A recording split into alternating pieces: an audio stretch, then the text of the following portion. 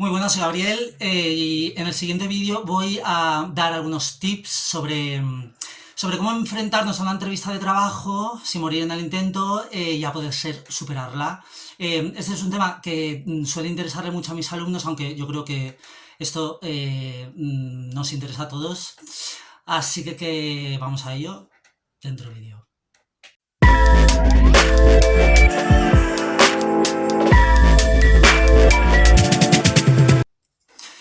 Bueno, lo primero que tenemos que tener en cuenta a la hora de enfrentarnos a la entrevista es llegar entre 10 y 20 minutos antes, es decir, ni calvo ni con tres pelucas. Si nosotros llegamos muy pronto, eso puede favorecer que nos pongamos nerviosos, que veamos a los candidatos entrar y salir y que vaya aumentando un poco la incertidumbre, el nerviosismo y todo esto, entonces no va a contribuir mucho a nuestra predisposición y a nuestro el control de la ansiedad y el nerviosismo, el llegar una hora antes, por ejemplo, ¿no?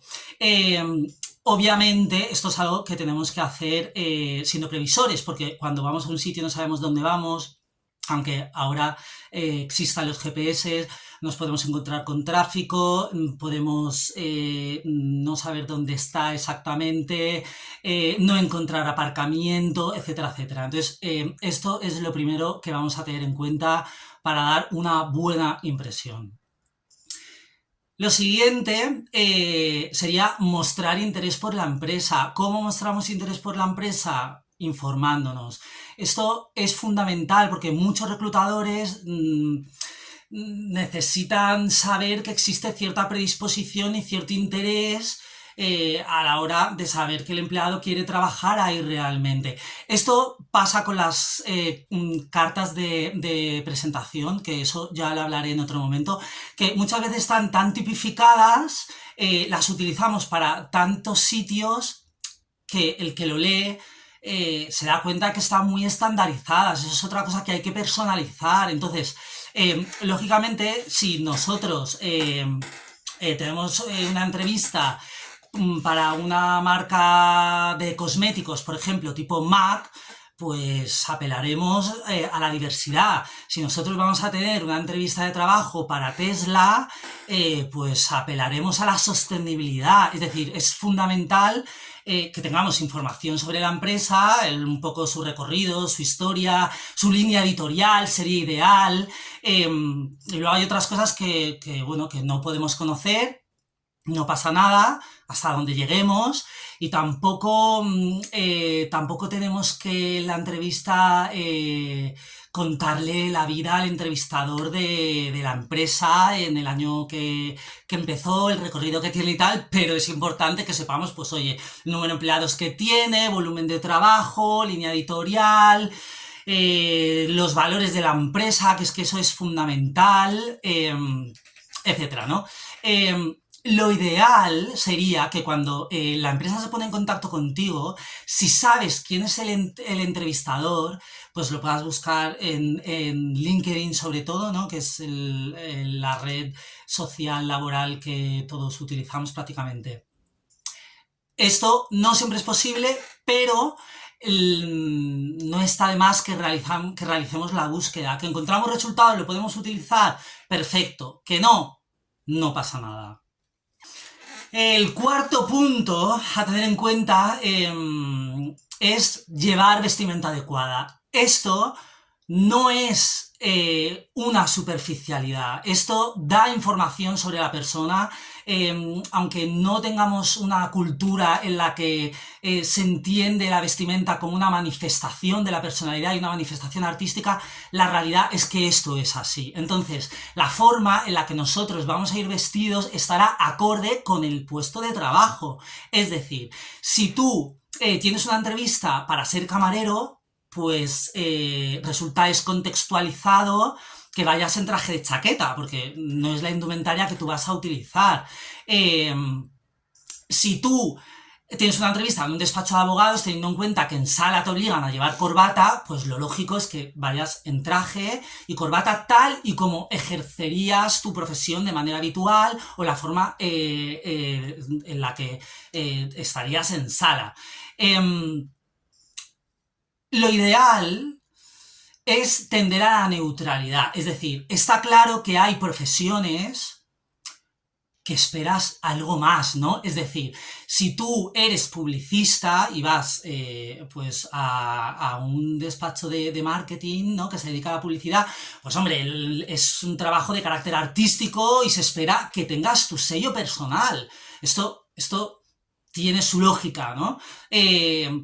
Por ejemplo, tuve un paciente que era guionista y entonces me decía, cuando yo voy a los concursos de guiones o tengo entrevistas y tal, yo tengo como un alter ego, o sea, tengo una cierta indumentaria con unas características, pues, por ejemplo, él llevaba tirantes, etcétera, etcétera, eh, que me permiten diferenciarme o estar contextualizado dentro de lo que se espera dentro de ese negocio. Entonces, esto también hay que tenerlo en cuenta.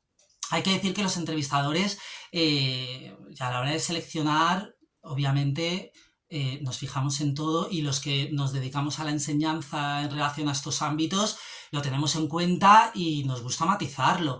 Vayamos acorde a el puesto de trabajo y a la función que vayamos a desarrollar.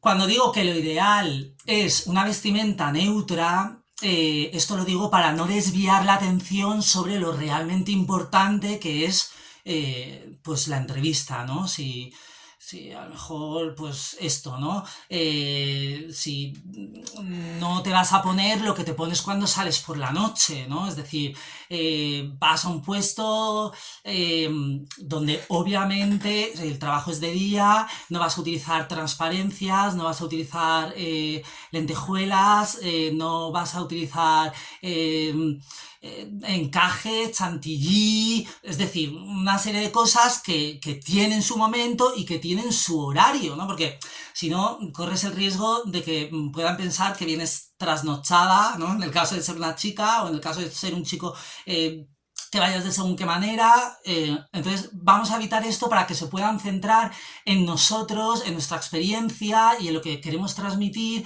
y en intentar potenciar todo lo que somos.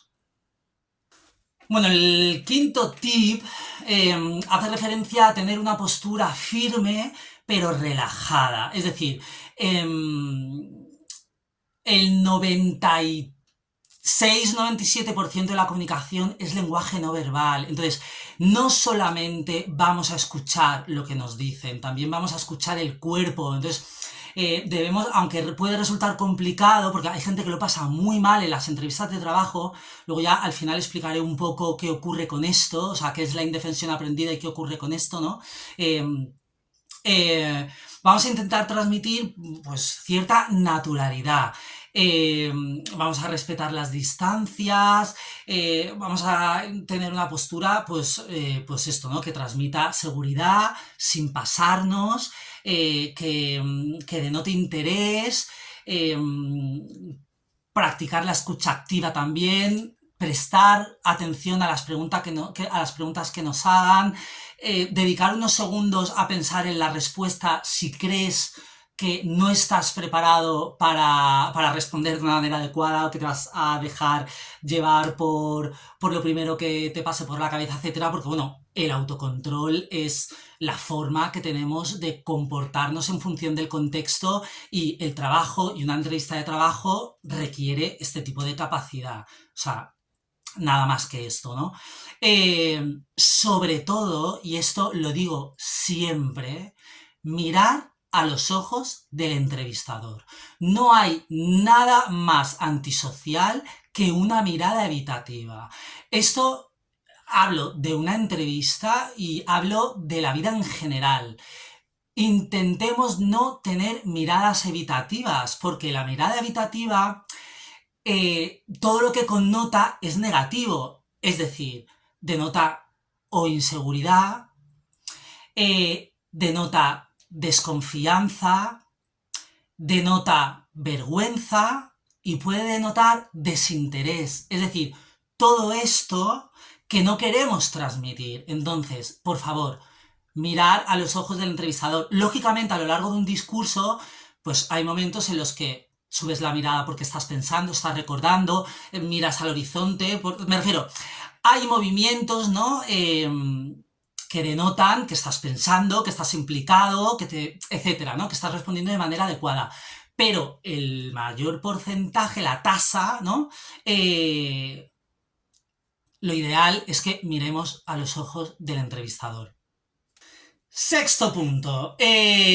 No mentir, no mentir. Es que esto es fundamental. Muchas veces me encuentro alumnos que me dicen, bueno, pero es que si yo no tengo experiencia, ¿qué hago? Pues miento un poco. No, no. Aunque no tengas experiencia, eso se resuelve con una buena entrevista. En muchos casos, lo que se busca no es una cuestión de experiencia, es una cuestión de aptitudes, es decir, ¿qué eres capaz de dar? ¿Qué capacidad tienes para desarrollar según qué aptitudes? Y qué aptitudes tienes de manera natural, ¿no? Porque al fin y al cabo las aptitudes son una predisposición natural que uno tiene que se puede entrenar, ¿no? Como por ejemplo el liderazgo. Entonces, mentir en el currículum no tiene sentido, porque el movimiento se demuestra andando. Y cuando tú te metes en un trabajo y has mentido en el currículum, lo van a ver. Y resulta totalmente innecesario, y yo creo que ya dice mucho de cada uno. No es necesario mentir en el currículum.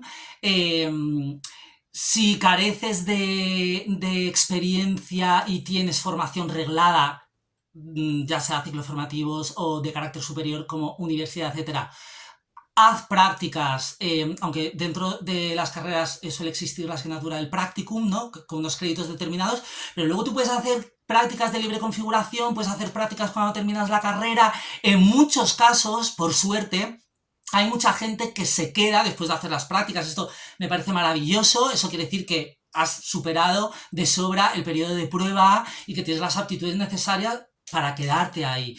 Entonces, no lo hagamos, ¿no? Intentemos evitar esto. Aunque tú tengas memorizado tu currículum, con esas cosas que no son verdad, al final te van a preguntar por aspectos relacionados con tus funciones y con tu experiencia y no vas a poder generar un aporte. Es decir, tú cuando has trabajado en un sitio siempre has aprendido algo. O sea, siempre, ¿no? Cuestiones procedimentales, cuestiones técnicas, experiencias personales, etc. Entonces, en el momento en el que se apele a eso y tú no tengas que contestar, lo siguiente va a ser no saber dónde meterte y ya la entrevista la vas a ir arrastrando, vas a ir arrastrando esa inseguridad que te ha generado no decir la verdad. Evitémoslo. Siguiente tip, entrevistas por teléfono. Bueno, normalmente en las selecciones de personal, en algunos casos, la primera entrevista, en algunos casos, ya digo, no siempre, la hacen por teléfono. Y suelen hacer unas preguntas muy concretas, que es como la primera criba, ¿no? Normalmente suelen preguntar si tienes disponibilidad inmediata, tus expectativas salariales, luego hablaremos de eso, de las preguntas que el entrevistado hace y el entrevistador también debe hacer o tiene la opción de hacerla, ¿no? Entrevistas por teléfono. Aquí hay un hándicap muy importante que es el lenguaje no verbal, ¿no? O sea, ya he dicho que hay un porcentaje altísimo de comunicación que corresponde al lenguaje no verbal y esto se pierde a través del teléfono. ¿Qué vamos a hacer? Bueno, vamos a intentar tener un tono amigable, una prosodia adecuada. La prosodia es el tono, el volumen, el ritmo, todo esto que hace que puedas transmitir un mensaje de una manera mucho más eficaz. Claro, las entrevistas por teléfono, junto con las videoentrevistas, se pusieron muy de moda después de la pandemia, por razones obvias, ¿no? Bueno, la videoentrevista hay de dos tipos. Hay una mucho más complicada que otra. La primera lo utilizan muchas ETTs, muchas empresas de trabajo temporal, y son unas aplicaciones donde a ti te hacen una pregunta y automáticamente tienes un tiempo para contestar. ¿Qué ocurre? Que tú no estás hablando con nadie, ¿no? Pasa como estos vídeos, tú no estás hablando con nadie, y entonces resulta un poco complicado poder transmitir todo lo que quieres y más en un tiempo determinado que normalmente te ponen 1 minuto, ¿no? O 2 minutos, lo que sea. Bueno, esto es una cuestión de práctica, entendemos que se pierde cierta naturalidad, no te preocupes, o sea, los entrevistadores tienen en cuenta este aspecto, ¿no? Eh, y como todo es practicar y centrarse en el discurso, en el objetivo y hacerlo con la mejor intención del mundo. Preguntas personales. Bueno, normalmente no se deberían hacer según qué preguntas de carácter personal. A veces se hacen, pero si te genera incomodidad, si tú no quieres contestar a esta pregunta, lo ideal es que lo hagas de una manera asertiva. No a través de la inhibición, no contestando, haciendo así, tal, como que no has escuchado nada, ¿no? Mis alumnos siempre me preguntan, pero ¿cómo respondemos ante esto, no? O sea, ¿qué es lo ideal? Bueno, lo ideal, desde mi punto de vista, es decir, creo que lo que usted me pregunta no va a tener repercusión dentro de mi rendimiento en mi puesto de trabajo. Ya está, me refiero. Cada uno luego puede elegir la respuesta que más le convenga, con la que se sienta más cómodo, pero sobre todo utilicemos la asertividad, ¿no? O sea, esa capacidad que tenemos para ser claros, franco y directo desde el respeto y nada más. Siguiente punto. Evitar las críticas. Vamos a ver, todo el mundo a lo largo de su carrera profesional, pues habrá tenido jefes de todo tipo y habrá tenido compañeros de todo tipo con los que se habrá llevado mejor, peor. Bueno, esto es lo natural, ¿no? Porque esto pasa en la familia, esto pasa con los amigos, esto pasa, pues es lo natural, ¿no? Que tengas más o menos afinidad. Tenemos que recordar también que cuando vamos a trabajar, o sea, me refiero, hay problemas que hay que dejar al margen, los problemas personales o tal, hay que gestionarlos de la manera, pues esto, más asertiva, más clara, más directa posible, llegar a acuerdos, etcétera. En otro vídeo ya hablaré de qué es el conflicto, cómo solemos entender el conflicto, cómo resolver el conflicto, qué es la negociación y algunas variables a tener en cuenta en torno a las negociaciones, ¿no? En cualquier caso, no critiques a una empresa o intenta hacerlo de la manera más discreta posible. Y luego, obviamente, hay críticas y críticas, me refiero. Si te preguntan por qué te dejaste el trabajo anterior y tú te dejaste el trabajo porque no te pagaban, pues ahí podrás decir, mira, es que no me pagaban y pues me tuve que ir. O te pagaban con 1 mes y medio de retraso, 2 meses, pues mira, es que me retribuían con 2 meses de retraso y yo no podía hacer frente a mis obligaciones personales en esas condiciones. Nada más, ¿no? Por lo tanto, vamos a intentar comentar con cierta neutralidad, sin ser agresivos en las respuestas, porque eso va a hacer que se desvíe la atención sobre lo realmente importante, ¿no? Entonces, no confundamos la sinceridad con el sincericidio. Es decir, puedes ser sincero de una manera neutral, pero el sincericidio es sobrepasarte con la sinceridad o utilizar las palabras inadecuadas que pueden hacer que vayan a tener un concepto equivocado de ti. Entonces, vamos a intentar evitar eso. Octavo punto, limitar la información. Es decir, las respuestas deben ser claras, concisas y debes limitarte a lo que te pregunta el reclutador. A menos que sea un aspecto que consideres importante resaltar, mantén tu vida privada en el terreno que corresponde, que es la vida privada, ¿no? Y evita dar detalles íntimos, o sea, esto no hay más, ¿no? Respecto a preguntas que creas que puedan perjudicarte o respuestas que vayas a dar que creas que puedan perjudicarte, ¿no?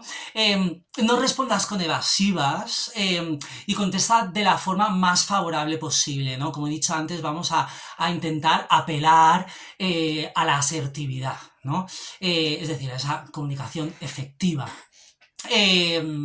Bueno, antes, se preguntaba mucho, cuando había un intervalo de tiempo donde no habías trabajado, se preguntaba mucho, este tiempo, ¿qué has hecho durante este tiempo, no? Hoy en día, preguntar eso creo que tiene poco sentido, porque lógicamente venimos de una pandemia donde ha habido un parón impresionante, hubo mucha gente que desgraciadamente perdió el trabajo, entonces, bueno, preguntar esto.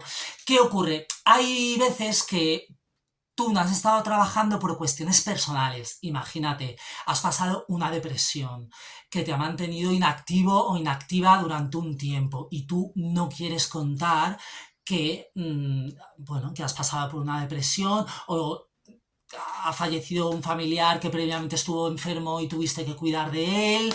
Y bueno, tú no te apetece contestar a esto o contar esto. Bueno, ahora en algunas aplicaciones de carácter laboral, en los tiempos en los que no has estado trabajando, te da la opción de poner algo relacionado con el autoconocimiento y todo esto. Bueno, si tú has necesitado un tiempo para saber qué quieres hacer con tu vida, que esto es perfectamente lícito, o sea, yo muchas veces me he encontrado pacientes y me he encontrado alumnos que están en momentos en los que se están buscando, ¿no? No se encuentran, se están buscando. Y yo siempre digo lo mismo, digo, no pasa nada. O sea, eso es un proceso que todos tenemos que asumir en un momento determinado.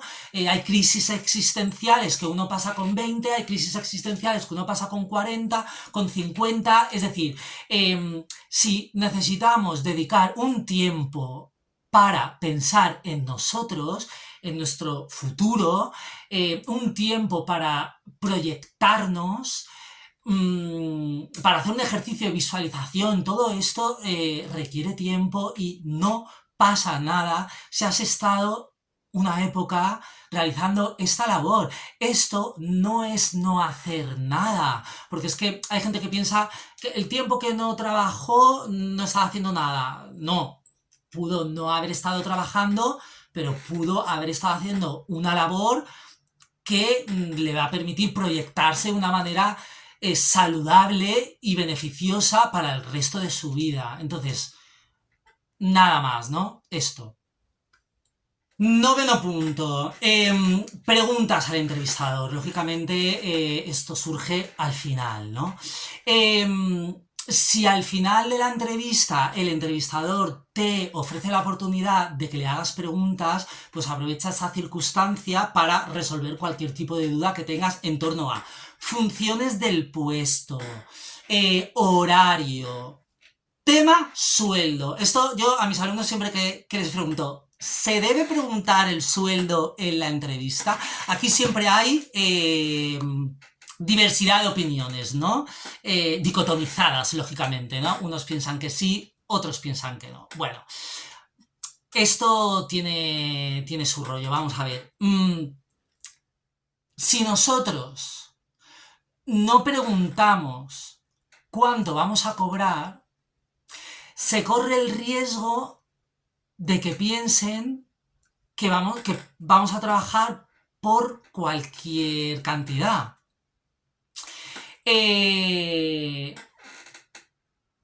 Mi recomendación es, y creo que es perfectamente lícito, preguntar cuánto vas a cobrar, ¿no? Porque lógicamente trabajamos para poder vivir.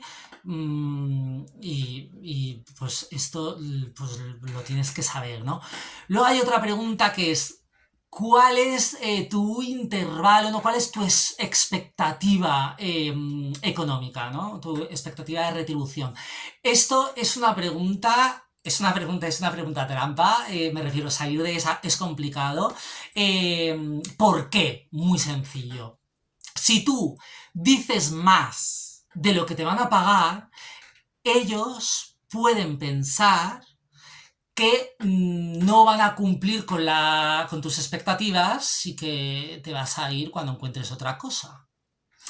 Si dices menos, tú dices a lo mejor pues 200 euros menos, ¿no? 100 euros menos, pues ellos pueden decir, pues oye, pues se le paga 100 euros menos, ¿no? O la cantidad que sea y aquí paz y después gloria. Entonces, es una pregunta complicada.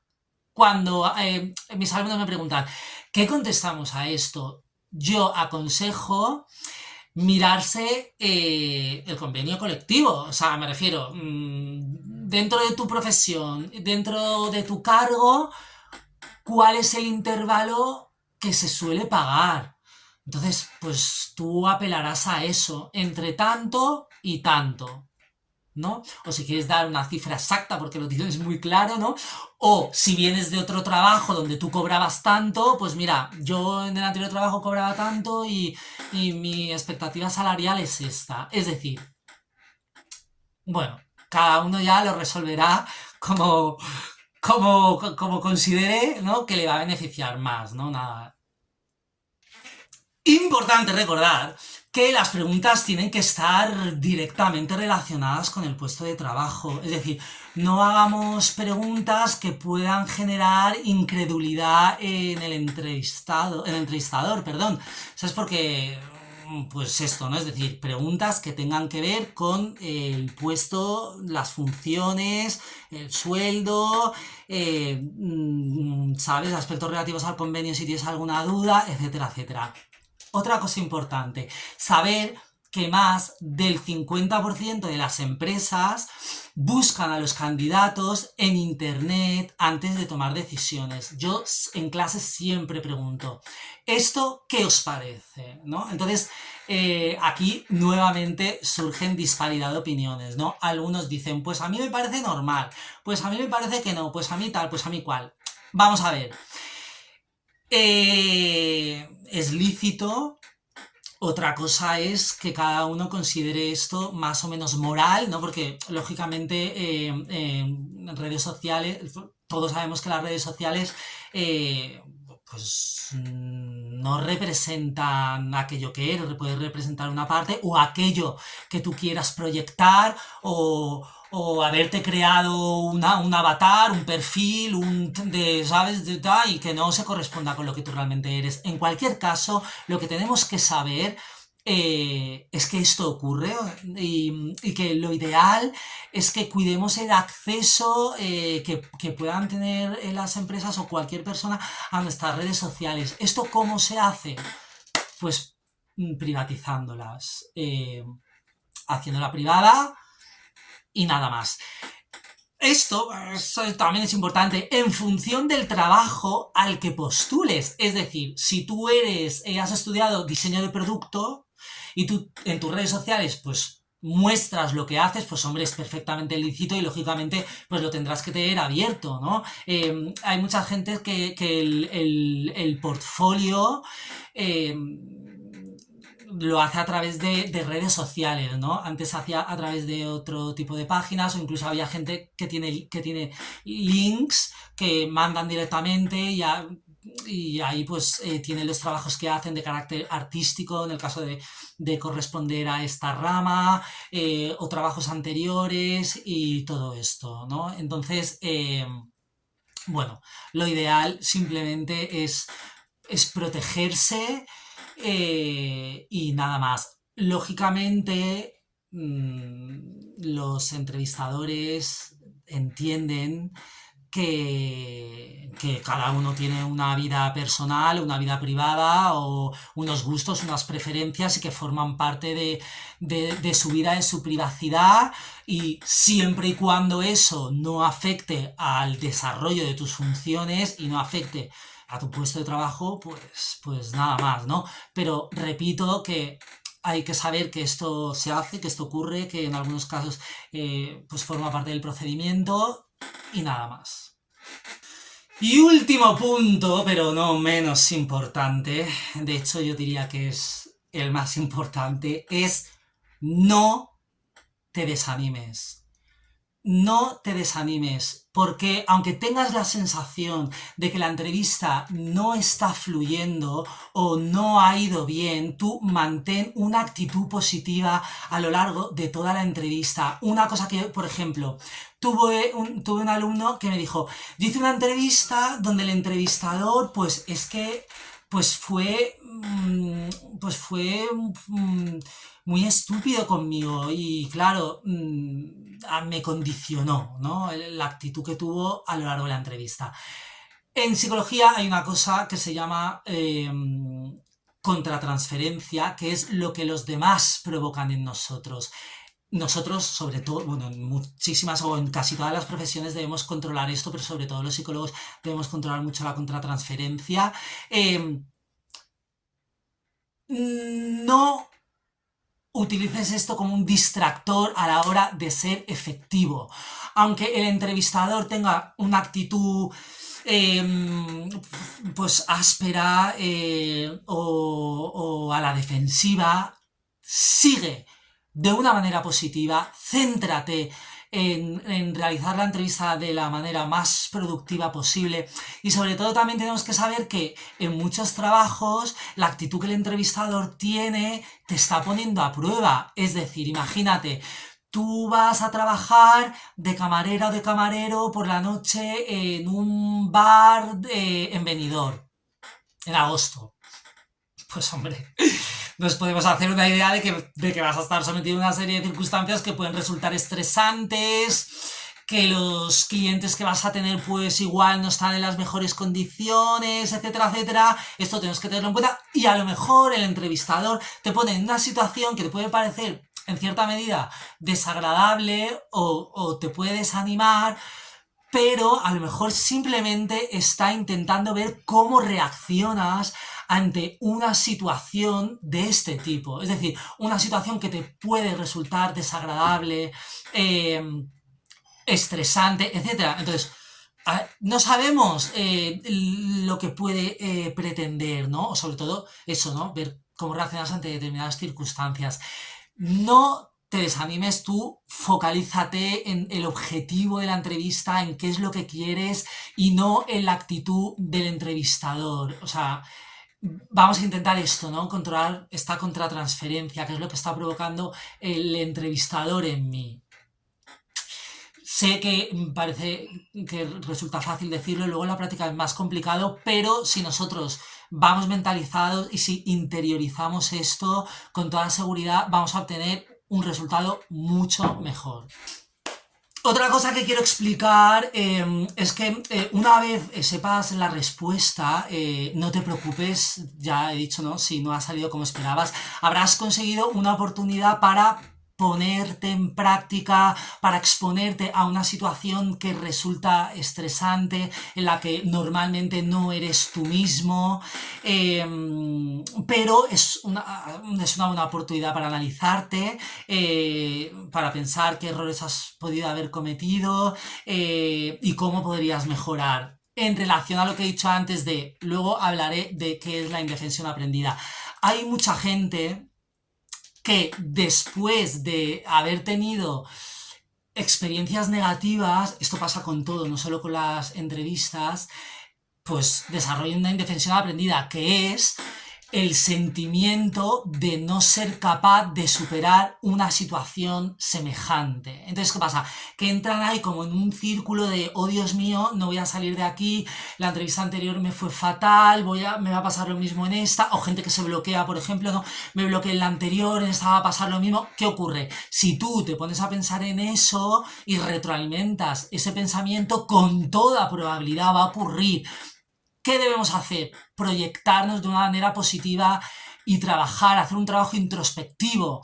Es fundamental antes de hacer una entrevista dedicar un tiempo, unos minutos a pensar cómo lo quiero hacer, qué quiero proyectar y visualizarlo, ¿no? O sea, la gente que que se presenta a exámenes de oposición, por ejemplo, yo siempre le digo, o sea, antes de hacer el examen de tu primera vez, ve allá donde se vaya a desarrollar el examen. Es en el aula de la universidad de no sé dónde. Pues tú te vas al aula de la universidad de no sé dónde y te sientas. y respiras y ves la clase. Te visualizas de una manera tranquila, relajada, ¿no? En el contexto en el que luego va a ser el contexto real, la situación real. Entonces, esto que se utiliza también en psicología del deporte es fundamental. Tú tienes que visualizar el éxito, pero antes de visualizar el éxito, debes visualizar y debes trabajar lo que tú quieres proyectar. Y para acabar, quiero decir una cosa también muy importante. No pasa nada si no te han cogido o no eres el perfil en un puesto o en una empresa determinada. ¿Por qué?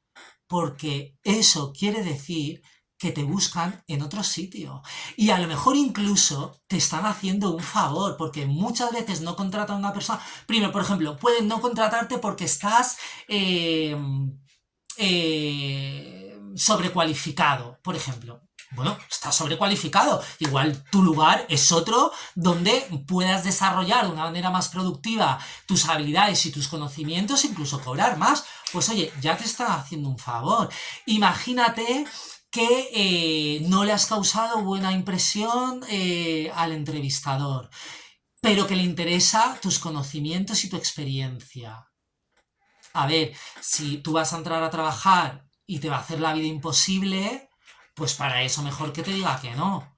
Y nos ahorramos una mala experiencia. Entonces, siempre digo a mis alumnos y a los pacientes, el rechazo, aunque lo tomemos como algo negativo, no es algo negativo. El rechazo es la oportunidad de estar en el lugar adecuado, que es otro, en otro contexto, con otras personas que te acepten tal y como eres, que hayan sido receptivas a tus habilidades, a tus cualidades y a tus aptitudes y que te valoran, nada más. Nada más. Entonces, utilicemos también esto bueno, como un ejercicio para enfrentarnos al rechazo y para gestionarlo de la manera más productiva posible. Todos somos rechazados en algún momento, en un contexto determinado, pero repito, eso es una oportunidad de estar en otro sitio que va a ser el adecuado. Nada más. Dicho esto, bueno, pues muchísima suerte y que podáis poner en práctica todos estos puntos. Nos vemos pronto.